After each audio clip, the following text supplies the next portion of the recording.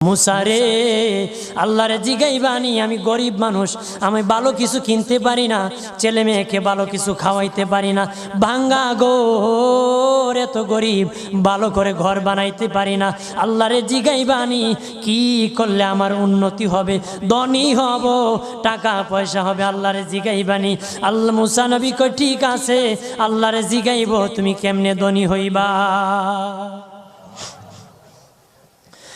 আল্লাহ নবী মুসা নবী তিন রাস্তার মোড়ে যা দেখে একটা লোক বসে আছে, তার দুই হাত নাই, দুই পা নাই, দুই হাত নাই, দুই পা নাই।